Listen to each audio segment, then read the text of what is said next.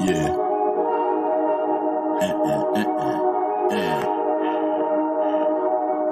B.O.D.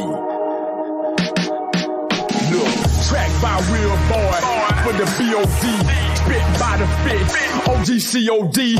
Open up your ears, cause we the key. Man, you ready for change? Yo, we gon' see. Making strong men who gon' take the weight.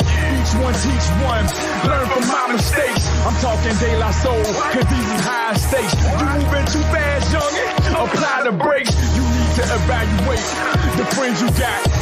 Tighten up and slide like a Wednesday night. Learn a lesson, don't matter if you win or not. I got friends that's in the box that lost trying to win the block. They say the revolution won't be televised. How about a podcast with two intelligent guys? Don't stress your competitive side. The bigger the blessing, the wetter the eyes. Everything in due season to create a new world. It took y'all a few evenings, and we won't stop until we're all eating. Organized. Welcome to the board meeting.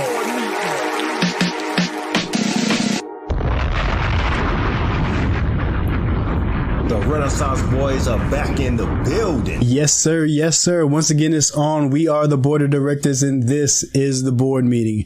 Make sure you check us out online at bodspeaks.com. I'm Gerard, and it's my pleasure to ask the most dangerous question in all the podcast world. Mike, what's happening with you, man? I'm all good, pimpin'. How you be? You sound very chill, man. I took the day off, man. I took today and tomorrow off, so I've been just relaxing, chilling. I ain't been thinking about anything. I have been moving around too much, just been relaxing. And I'm trying to get my energy back right for the podcast, because I'm excited about doing it, but I've been on chill mode so long. I gotta amp myself back up. Had your switch turned off for a minute. You gotta warm up a little bit. You need to start having adult conversations about an hour before we logged on to record this. Yeah, and the thing, since I stay by myself, there's nobody to have an adult conversation with, so. Well, listen, it's better than going to work, because I'm pretty sure there's probably conversations you weren't really actually wanting to have that you'd have been having. So, you take it where you can get it. That's very true. So, I appreciate the downtime. So, thank you, Heavenly Father, for giving me the insight to take some time off. Hey. So, I'm good with that. Hey, man, but your boy fight this weekend. Wilder. Yep. I'm looking forward to seeing about it on Twitter, because I'm not buying the fight. I'm not buying the fight either. As much as a fan I am, it seems like I would invest a little bit of money into watching some pay-per-view fights, right? I mean, maybe. Fight party. I'm interested, but not that interested. And I think this fight can go pretty much the same way the second fight went anyway. Oh. So I'm not all that investing into they got going around. I'm like, you're going to get washed again. You really think Wilder going to get knocked down again? To lose the fight again? Yeah. Yep. Wow. Yep. I think he's going to lose again. Yeah. So why is that? You think that he's not prepared again, or like? Nah, like in boxing, like styles make fights, right? Mm-hmm. And then some boxers just have your number. It's like Roberto Duran and Sugar Ray. Whenever they fought, like Sugar Ray finally beat him, but he had to put him in and get him in the ideal situation to beat him. Roberto Duran. He had to make sure he fought him when he was out of shape. He only had like 2 or 3 weeks for camp to get ready for the fight. And he went out there, he was out of shape. He was unprepared to fight. So that's why he quit and said no more. But before that, man, he beat the brakes out of Sugar Ray, dog. And that's how I feel about Dante and Fury. Like Fury just understands it, and his style, and Dante just can't deal with. He can't deal with it. Even though he got the big right hand, like Fury's actually tough enough and willing to take that punch to give Dante what he's looking for. So, and I don't think Dante's done enough to improve his boxing skills to get to the point where he can deal with Fury. That's all.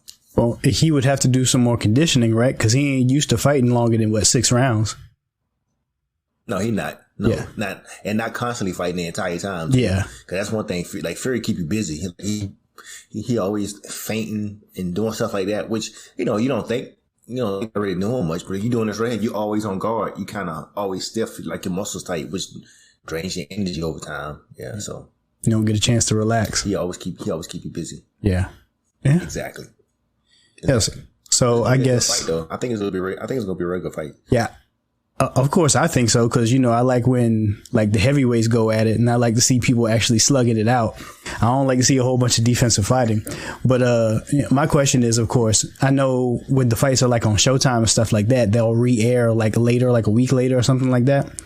Is this one going to be a situation like that where we'll be able to catch it like on some other channel a week or two after the fight? Yeah. Okay. Yeah, this is a Showtime pay-per-view. Okay. Yeah, so they have it up. So they'll show it next week. Yep. All right. And you know me, I'll set it to record, and then like 3 months later, I might actually start watching it. But see, boxing is one of the things, man. I've gotten to the point where like my TV watching experience, for the most part, is very passive. Like, yeah, I have the TV on, but I'll be scrolling through Twitter or playing a game on my phone or something like that. Or like I have to be very intentional about sitting down, putting everything down, and watching what's on the screen. And with boxing, you cannot just be like, oh, let me see what's popping on the timeline in the middle of a fight. Exactly. Things happen too quickly. Exactly. You miss stuff, and you can't have it. You can't have it like that. Exactly. Yeah, you got to, it requires your full attention the entire time. Yeah. Like, you know, like in between rounds, you got 1 minute. Yes. You run to the kitchen, get that breakfast, and get back. You got 1 minute. That's it. Because that bell goes ding, it's right back to action. Right back to action. You know, you can't spend too much time reading nothing, looking at something else, talking to somebody else. Like you need to give your undivided attention when that fight comes on. Yeah. Yeah. Which is perfect for me because I don't really scroll with social media like that. So I'm good. Yeah. I'll be good. Oh yeah, you'd been out of luck with Facebook and Instagram being down if you was really a social media person like that. Yeah, I know. Was it down today? I know. It was down yesterday. It was just yesterday. Okay. Yeah, we recording this on Tuesday. It was down pretty much most of the day Monday. Okay. Yeah. See, that was one thing I made myself do was put my phone down today, and that because I'm like you. I kind of watching TV, but on my phone, playing games, reading something, scrolling through something, doing all kind of stuff on my phone, looking at World Star. You know. Of course. So, you don't like social media, but the one thing you will religiously follow is what's going on World Star. And I do not have the strength, bro. I can't do it with you. Just my moment. Just my moment of insanity, and I get back to it. So that's all. That's all. But yeah, so I forced myself to put my phone down there and just kind of focus and concentrate on what I was doing as far as television or cooking or whatever I was doing today. And I actually sat down and watched Antebellum today. On purpose? Yeah, purpose. On purpose. You know, it's a scary movie. It's a horror movie. I love horror films. Yeah, but it's also it's a slave movie also, isn't it? Yes. Yeah, it is. Yeah, it could have been a slave comedy, bro. I'm good. I'm fine. Ain't no comedy in slavery though. Hey, I'm just saying it could be that much of an outlier.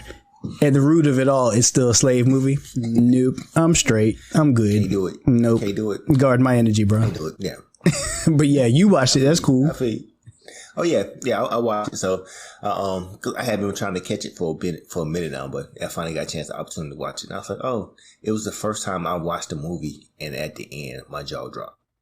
Really? It's been a long time since that happened. I was like, oh, that's crazy. Yeah. Wow.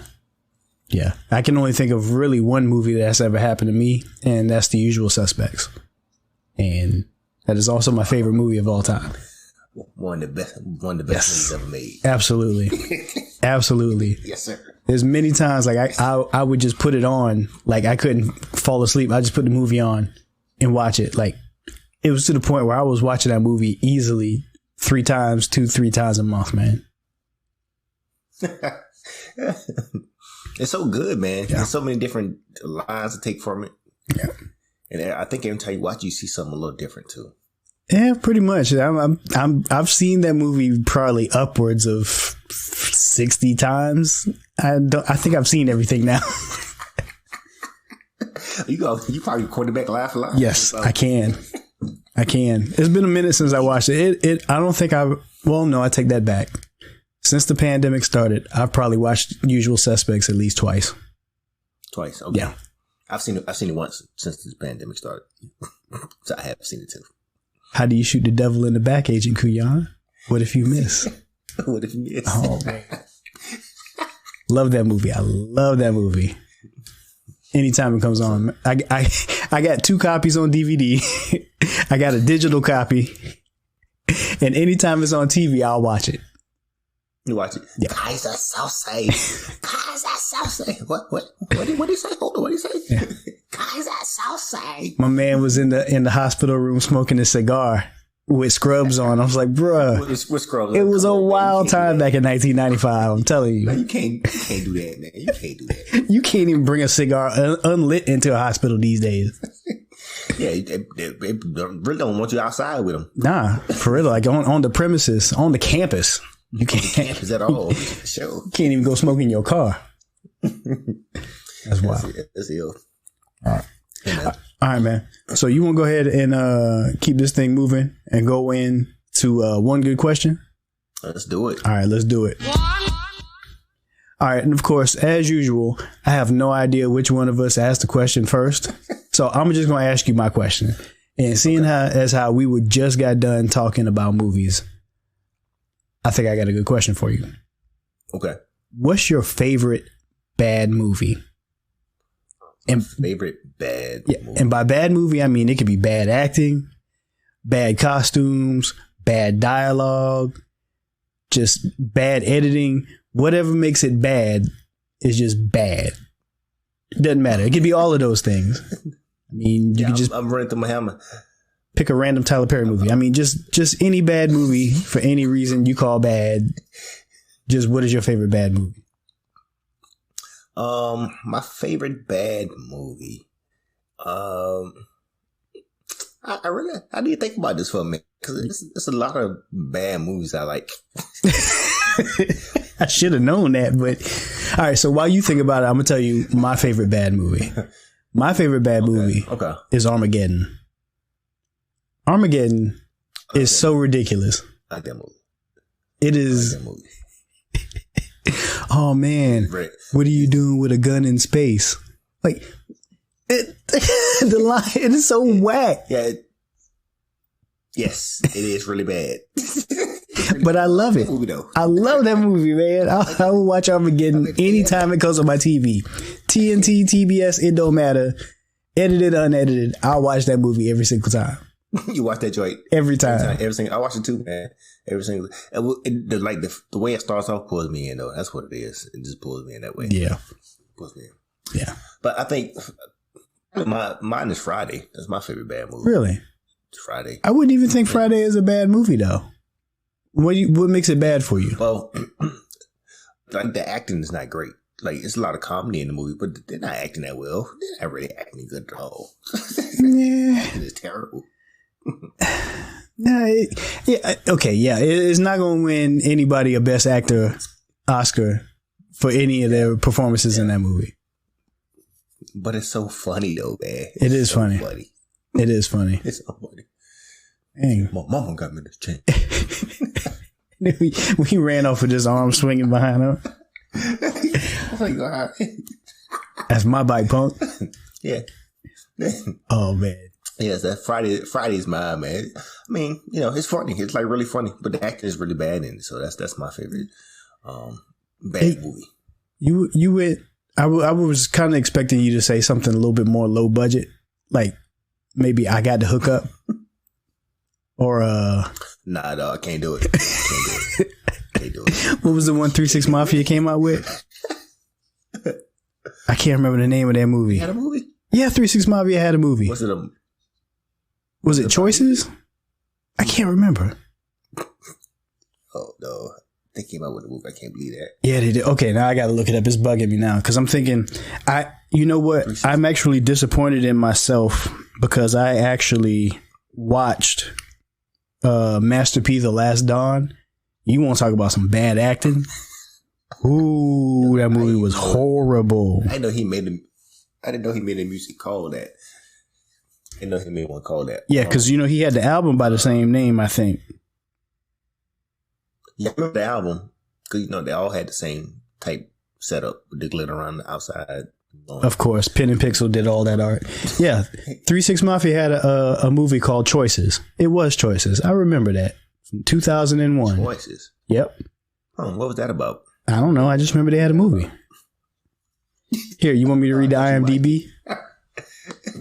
No, I'm good. Shot largely in 3-6 Mafia's hometown of Memphis, Tennessee.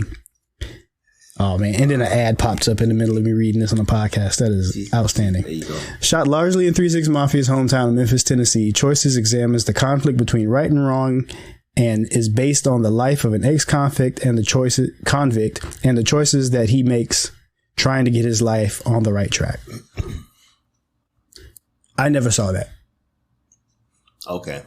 Yeah. But I remember they had a movie. I'm good on that. Yeah. Choices. Okay. Maybe like Paid in Full. Like Paid in Full was kind of low budget. Yeah, but it wasn't bad though. Plus, it was like it was supposed to be like it almost looked low budget because of the time period they were shooting it for. Like it was supposed to be like the 80s. Yeah. Yeah. Yeah. I figured you might say something like "I'm about it." No. Did you watch any of the Master P movies? No, I did. I watched. I got the hook up with the phone joint. Yeah.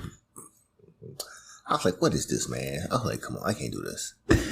Hey, man, that was back when people finally started figuring out that they could like expand beyond music. That's how I felt to me. It felt like I was watching Tyler Perry play.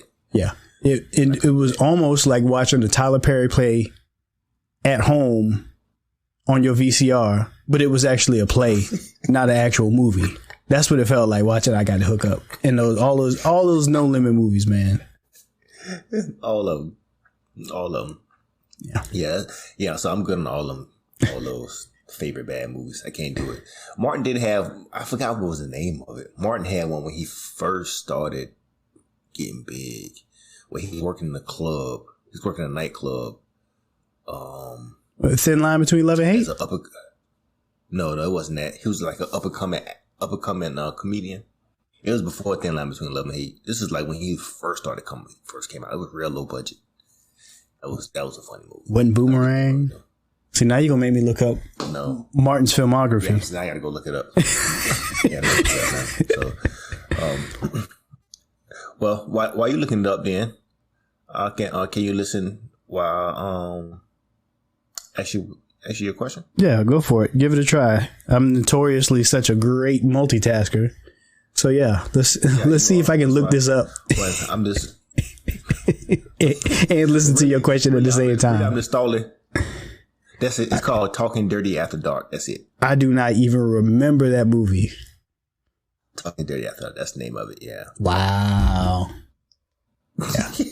I don't remember seeing that movie or even hearing about that movie. Well, vaguely, maybe, not completely. Yeah, it came out in 91. So, yeah. I mean, 91 is a long time ago.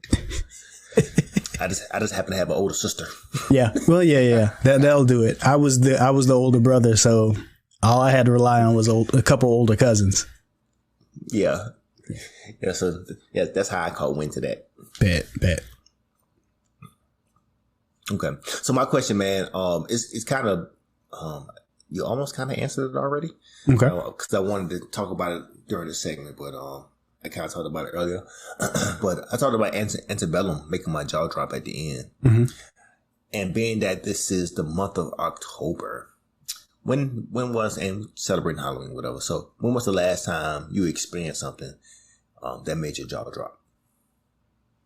Just anything in general? Just anything in general. Wow. It's like it surprised you so much. You was like, oh. Okay. So Usual Suspects was a long time ago, so I don't think I can use that example. Something that made my jaw drop. I don't know, man. I'm trying to think. I know I've probably been part of or seen some wild stuff over the last couple of years. I'm trying to pinpoint one thing. I'm drawing a complete blank right now. Drawing a complete blank, yeah. And it doesn't have to be like something that shocked you, something that surprised you. It doesn't necessarily need to be good. It's just something like you totally surprised you. Like, I never thought I would see that. Okay.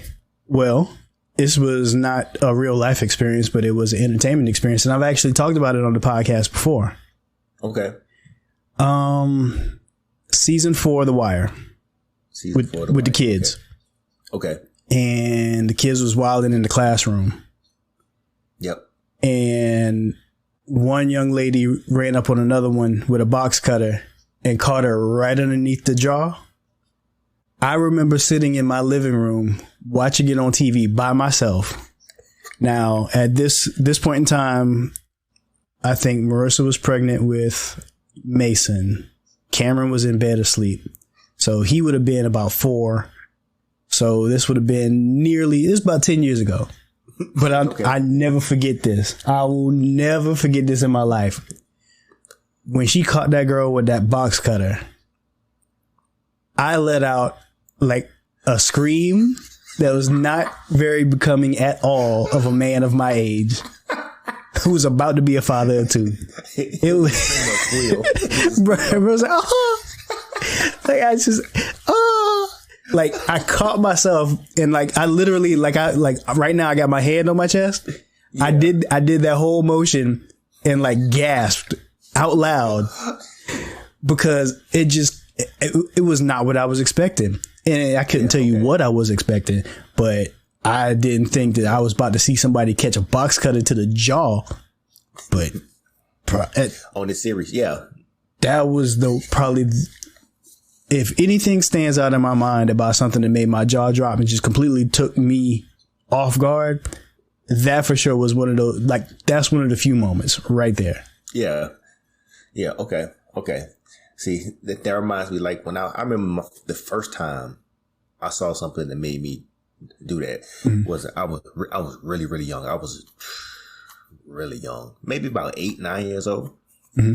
And we was walking home from school one day, and I think I told you this, but just told you about this a long time ago though. But it just reminded me of it. And we was walking home from school one day, and there was just one dude, we call him Fred. Fred was really, really bad child. Okay, bad child. Like, which is saying a lot because I got in a lot of trouble. All y'all was bad. Yeah, we had nothing else to do, man. But we was walking home from school one day, and on our way home, there's like this little alleyway between the school and the library that nobody really goes down, except people who walk home from school. And Fred was in this alleyway about to fight this dude.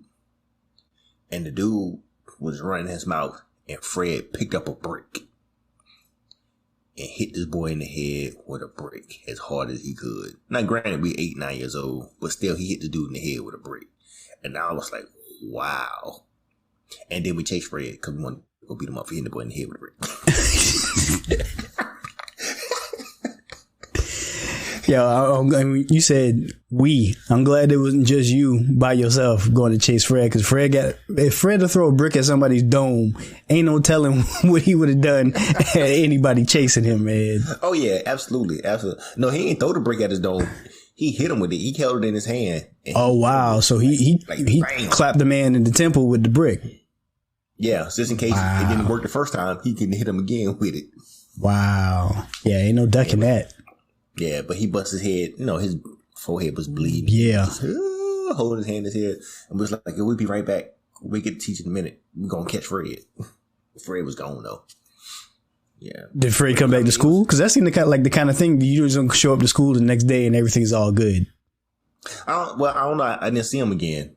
Because he was one of the kids that, like, stayed in trouble. He stayed in trouble. Like, he was always in trouble. Like, always in trouble. So Fred clapped my man in the dome with the brick. And you ain't never seen Fred again in your life? No, I ain't never seen him again. Like, I didn't see him in school for a while. Like, I don't know what happened. I don't know if he got in trouble. Because Fred wasn't in the type of classes I attended. Duly noted. I know exactly what you're saying. So, yeah. So if you weren't from my neighborhood, I didn't really know you. Yeah. Because of the classes I took. Got you. That type of thing. So. Wow. Yeah. So that was, the first time my jaw dropped. I was like, wow, I can't believe hit this dude in the head. And then we proceeded to chase him because we wanted to beat him up too. Yeah, just that whole thought process. I see you do something foul, so I'm going to chase you to beat you up because you did something foul. Yeah. Yes, because that was our way of taking care of the community. Maybe I just watched too much People's Court as a kid.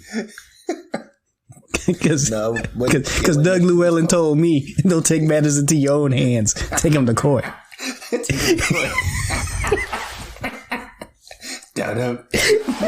Oh man, no, we are old. We are old. Yo, when the text popped up on the screen.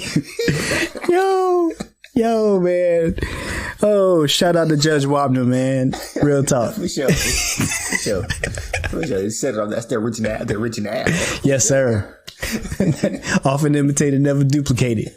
Never duplicated, boy. Oh Lord, People's Court. I'm really impressed with the fact that I pulled Doug Llewelyn's name out of my head, because I probably have not spoken that name out loud or heard it in well over 25 years. That is amazing. Every now and then my memory surprises me. Oh God. I wasn't surprised at all. I wasn't surprised you knew that at all. I wasn't surprised at all. If I had knew it, I'd have been surprised. Oh yeah, bruh. You talking about things that make my jaw drop and totally shocked and surprised me. If you had pulled Doug Llewelyn's name out of your head, yes. I would have been still in shock to this moment right now. like what? That's right. Shout out to Judge Wapner. Shout out to Judge Wapner. All day. All right, man. You ready to move on to the mailbag? I bet, man. All right. So we have another question that was posed to us in the mailbag. Do you have your copy of the question? I got it. Let me grab it. You ain't got to grab it. I got it. You got it. Okay. I was just asking you, did you have it? Okay. Before I read. Oh, I got it. All right. Yeah, go ahead. Make it happen. All right. So the question that comes in for this episode says, when finding your purpose, can you have more than one? And then there's a part 2 that says, also, are having kids as a man considered a purpose? All right. So I figured we probably need to break this out individually instead of answer this all at once. So the first question. Yeah, absolutely. Yeah. When finding your purpose, can you have more than one? Absolutely. I don't think that we are all just pigeonholed or determined to have one particular purpose in life. I like to think that whatever comes easiest to you, whatever you enjoy the most, that is actually constructive, that actually helps and builds other people, that actually contributes to the world in a positive way, that's your purpose. And it can absolutely be more than one thing. I don't think we should be limited to say that, baking cakes is my purpose and I have no other purpose in life. We are far too complicated of people to think that just one thing is all that we can ever be. So I'd say you could have probably 5. If not more. Yeah, I agree, man. I think that when you look at the question and the question says when finding your purpose, so that means you searching, you're hunting for things, right? Mm-hmm. So when you start looking for stuff, it even happens when you looking for your keys, you lost your keys, and then you start looking around, oh man, that's quarter I dropped. And you pick that quarter up, that was something that you had been looking for, but you kind of forgot about in the loss in the mix of life. Mm-hmm. But then all of a sudden when you start looking for keys, you found that quarter you were looking for. And I think that kind of happens with your purpose as well. Especially when you're younger, you have all these many things that you enjoy, all these many goals, things that you want to accomplish, all these dreams. And somewhere along the way, we kind of lose sight of those things, because, adulthood comes along. You start growing up and you start getting inundated with all these ideas, and people kind of trying to pigeonhole you into a certain way because you think this particular way you should be focusing on computer science, or you think this particular way you should be thinking about being a lawyer. You kind of get hit with those things along your life, and you start forgetting about what you really are and who you really are. And then when you start looking again, you start to find those different things that you enjoyed when you were younger. And with so many things you were intrigued by when you was young. Like you were saying, things you really enjoy doing, you really love doing, things you find extremely easy to do. So yeah, I absolutely agree with that. You do, and it's very possible to have more than one purpose in life. And it's all about your pursuit of those things. Because probably what you end up finding is that all those things that you're wanting to pursue all kind of line up with one full action as you heading towards a goal. It helps you fulfill all those things, all those purposes that you have. Yeah.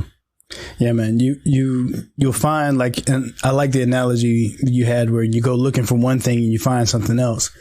You can absolutely have that with your approach to goals in life.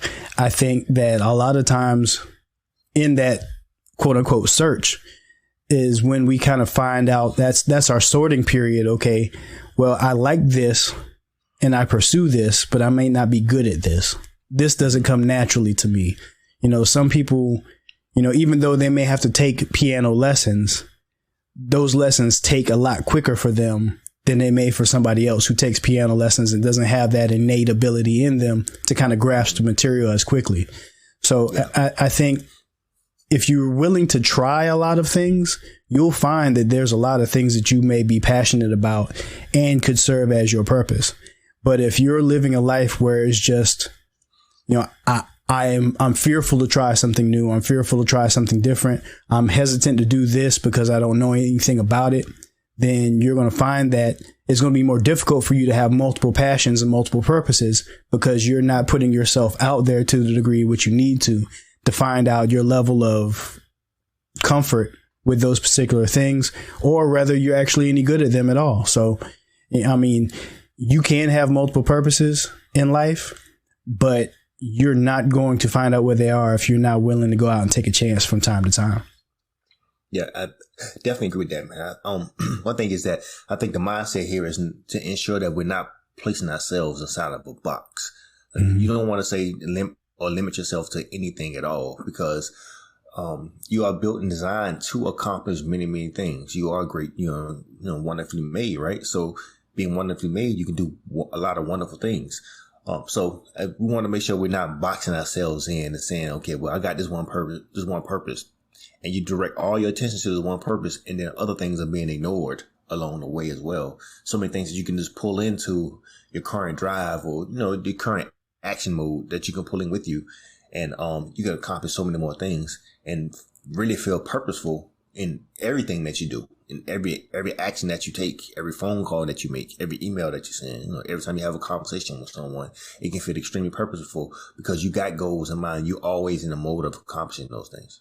Absolutely. You got to continue, even in the small things, work towards what those next steps are so you can continue to walk into your purpose. Yeah, all right. Absolutely. So now the second portion of this question asks if having kids as a man is considered a purpose. I'm hesitant to say yes on that one. I don't think I've ever looked at simply having children as a purpose. Uh-huh. They are a responsibility, but I don't know. I just feel as though if something is supposed to enter this world through a child, then more than just the ability to produce that child, your purpose has to be greater than that to me. You know what I'm saying? Like, okay, if this child is to be born to one day bring world peace, then simply contributing into the production of that child, I'd say it takes more than that, man. It's like, now that you've got that child, now that the child is here, you've got to be able to provide an environment for them to grow and to be who they are. So simply just the act of having the child is not sufficient. Not to me. I don't think so. I think you have to look a little bit deeper into it. And okay, I say it like this because it's really, I feel like I don't know how to completely express what I feel about this question, but it reminds me a lot of how we'll say, like when we go and mentor and we encourage other people to mentor or to, help children out in their own lives, is that the lives that you're saving, a lot of times we think externally as if it is the children or the young men that we're speaking to. But in a lot of times, in turn, the lives we can end up ultimately be saving could be our own. Absolutely. And I think to think of a child as a purpose is to think that you're putting this thing into the world to serve the world, but ultimately, you know, it comes back to you to a certain degree to understand what it is that you need to do, what it is you need to provide, who it is you need to be, so that that child can grow into be what it is that they're supposed to be, which ultimately down the line may be something that ultimately serves or saves you. And I don't know. It's just, I've never at any point ever considered rather having children was a purpose. I just feel as though ultimately having children is to a degree greater than that and can't be bound by just being defined as a purpose. I don't know. Maybe I'll stop rambling and ask you what you think. Okay, I kind of read that question a little differently because as you was talking, I was like, okay, I think he read it differently than the way I read it. Possible. And so I wish they could have expanded on this a little bit more, because I understand what you're saying. Like, the question is asking, like, is that the actual creation of kids for a man a purpose? Like, do you have a purpose to do that? Like, are you placed on earth to create kids? Like to further your seed, right? And I'm looking at it as if like you already have the kids here, and do you make them a purpose to assist in your drive or, your urgency or help in your pursuit of your goals, or they are driving force behind that? I read it that way also. Mm-hmm. And reading it that way, I say, it's an individual choice. It's up to the person. Like, are you really motivated by your kids, or are you really motivated by your dream?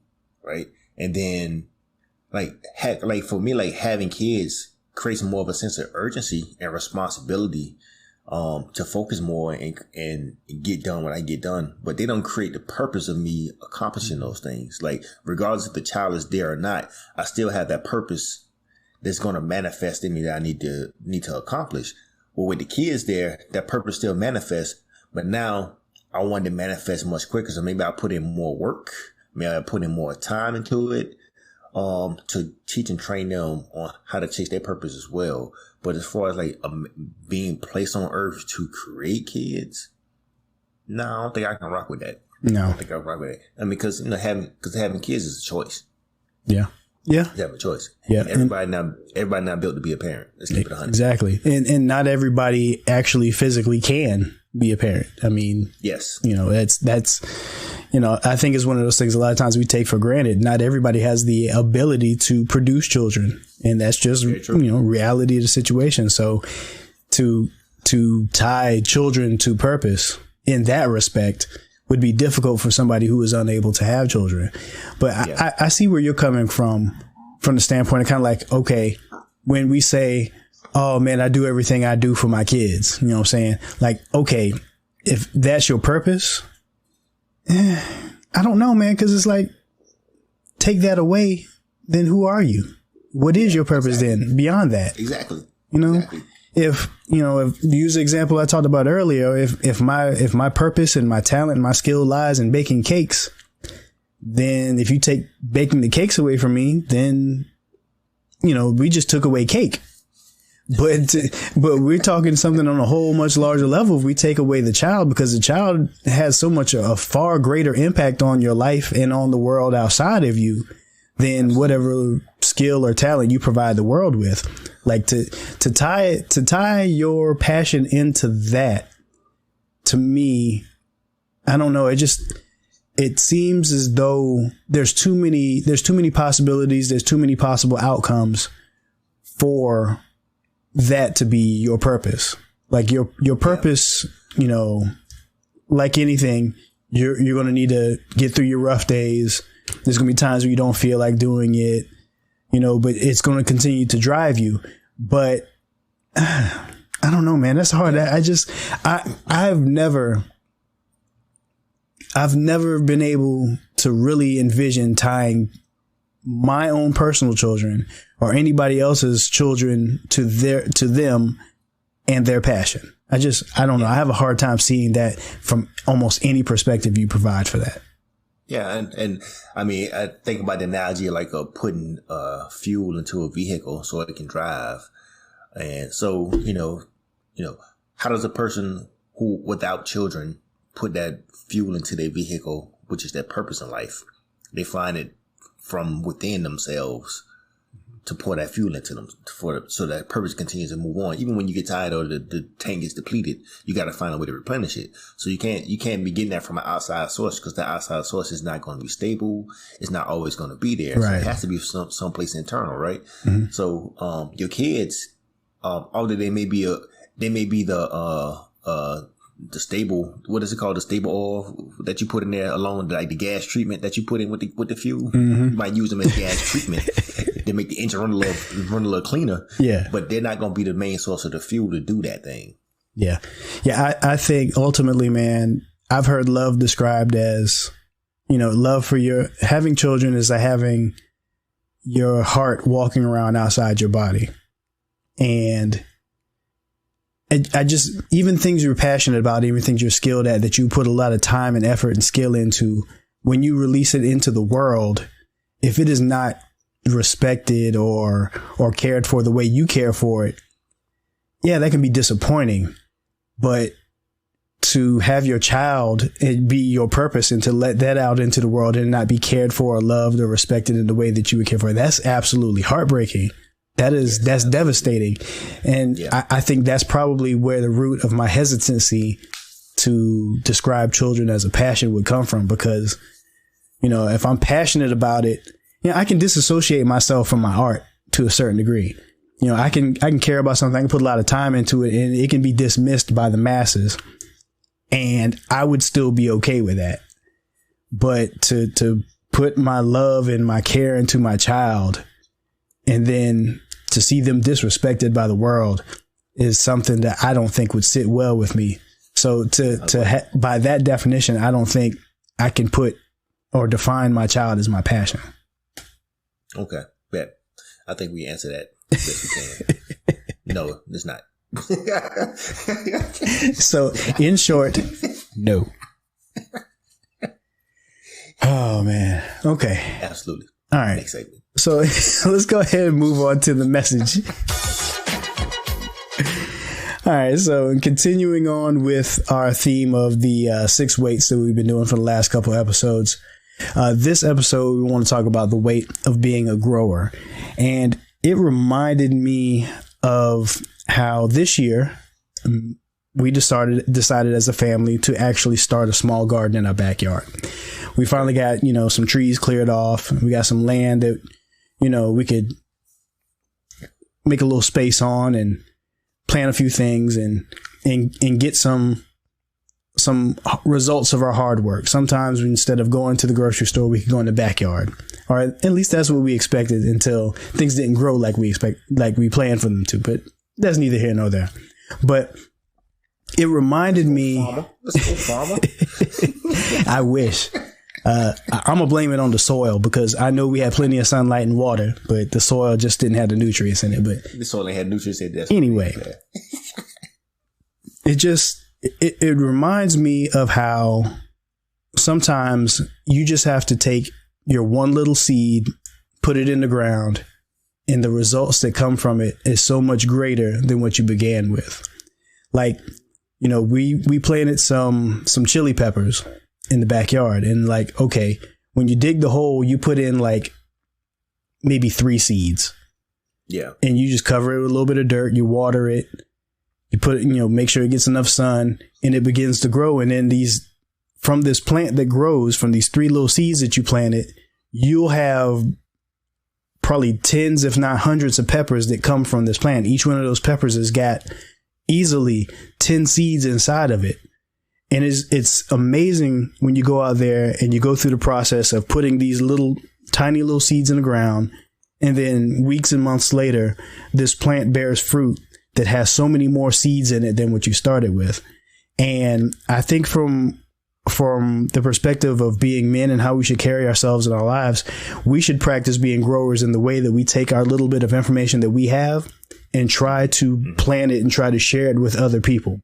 Because ultimately, if we keep our little bit of seeds in our hand and never plant them in someone else, they never have the opportunity to grow and become greater than what they are in our hand.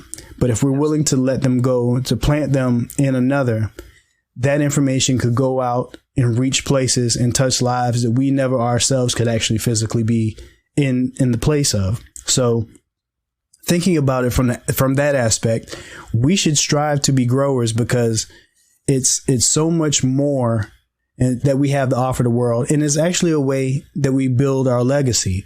We have the opportunity to leave something behind for the next generation by the information that we put out into the world and share with others. If we continue to hold on to things, if we keep it bottled up, then ultimately nobody else is going to get the benefit of that information other than ourselves. And when we die, that information is gone. And we've got nothing. Like, what are we remembered for? We didn't share what we knew. We didn't invest in the lives of others. That seed that we held on to that did not produce anything else because we did not plant it anywhere can never become greater than what it was. And we have to really stop trying to approach everything from a I got to get mine standpoint, and be willing to let go and invest in others. And I think we'd see a tremendous change in the way that the world is, that the world operates, if more of us thought along the lines of being a grower and planting seeds into the lives of others. Hey man, you summed that up so well, man. I'm kind of, I kind of feel bad to come along with anything behind that, man. But I was just thinking about you talking about investing in others. I think that's really important, because you pour into them just a little bit of who you are. You get into this a little bit, and then that thing is being planted within them. So there's a nurturing process that goes along with that as well, because it's not going to be an immediate response of growth from that person from what you do. It's going to be a time for them to process that thing, for them to kind of go through the experience of seeing what you talked about, hearing what you talked about, let that thing grow and nurture. And then eventually it uproots itself and it begins to blossom in ways that we may find out to be unexpected. It may be in the form of a business idea because you motivated them to go out and start a new business. It may be in the form of, other people hearing what you had to say, because they're reframing it to them now and say, look, man, I got this good tip from this person. And they start sharing it that way. So you never know what that seed does when you implant that into a person. But I think the biggest thing is that we cannot be afraid to share, no matter who you are, no matter what your station is in life, no matter where you come from. We all have something that we can implant and grow in one another. So you have to be willing to share share that seed. Now, make sure you share responsibly. Don't be out there spreading bad seeds, because it doesn't matter what you implant in a person, it still can grow, whether it's a good thing or a bad thing. Absolutely. So make sure you being responsible with what you're sharing, because what you're sharing could be a detriment to that person, or could be a detriment to you in the long run. So like I said, I didn't want to jump over what you said too much, man, because I think you explained it so well and so clearly that I didn't want to affect it too bad. Yeah, I mean, bro, I don't know it all. And as we saw in the last question from the mailbag, man, we definitely see things from different perspectives. So I'm not offended at all if you take something that I said and then put your spice on it however you like. So it's all good. But I mean, it reminds me a little bit when we talk about being a grower, the episode where we had Chris Rice on, and he talked about it's not about the number of seeds in the apple, it's a number of apples in the seed.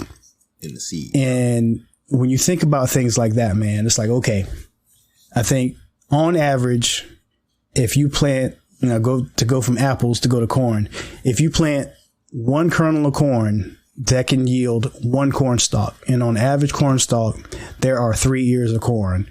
And on each ear of corn, there's over 800 seeds on average. So when you think about it from that standpoint, you've got one kernel, one single seed of corn that can produce 2,400 more seeds. And that is an actual metaphor for how information that we have in our own minds can have the possibility of growing even larger than the size of the brain cells at which it currently occupies, if we are willing to invest that seed into the life of someone else. Just think, if you could literally share with one person one idea, it had the potential to reach over 2,400 people. Just think about that. I mean, and then on top of that, like what you said, if we're responsible with that seed that we plant, we make sure that it is good information and something that's of quality, how vastly could we change the shape of our world by just being willing to share that information with somebody else? It's a tremendous opportunity for us to actually have a serious and positive impact on the world. But we have to get away from the let me get mine first mentality. Let me do for self first. And once we get beyond that and be willing to share that information, man, the possibilities are endless out there. Yeah, and I think that I remember that episode so vividly, man, which says a lot because of my memory. For real, though. Yeah, for real. But I remember Chris talking about that very thing, man. And he was talking about, no, you don't have to be, everybody wants to be TD Jakes. But you don't have to be TD Jakes. What you share may create TD Jakes, which is, it's still impactful. Like, you don't need the benefits of that lifestyle TD Jakes is creating. But knowing that you planted that seed to create TD Jakes, how many more TD Jakes can you create if you continue to share that seed? Right. I mean, again, we like to, well, I say we, society has this mindset where it's like, let me get mine. I'll get mine, you get yours, everybody do for self. But think of the person who took the time to invest that information, and instead of having everything that they tried to possibly get themselves, how much more they could possibly have if they were willing to invest in others, and how much further the reach would be, rather than just having it all for themselves, but having multiple other people who they've invested in, they can go and reach far further than they ever could. Absolutely, man. The mindset is not, give me mine, because the most successful people in life, they give more than they take. That's how they create the wealth and the success they have, because they're willing to go and invest in other people. Like you said, they invest in other people, and those people invest back into that person. So if you invest in multitude of people, you got a multitude of people investing back into you. So your return on your investment is far greater than the effort you put out, but you have to be willing to put it out. Absolutely, man. Hey, and that's I think a great point for us to wrap this thing up on, man. Again, another dope episode, if I must say so myself. And I know I don't have to, but I will. But and that's with my low energy day. Just imagine if you was on top of it, you'd been working all day. You come in here hype. Yeah, I'd be hype. I've been doing push-ups while we was talking. Oh, man, no doubt. But yeah, man, thank y'all for listening again. This has been another episode of The Board Meeting. Make sure y'all check us out online at bodspeaks.com. You can find us on social media. The only three that matter are Facebook, Instagram, and Twitter. And on all three, you can find us at The True Board. And until next time. Peace.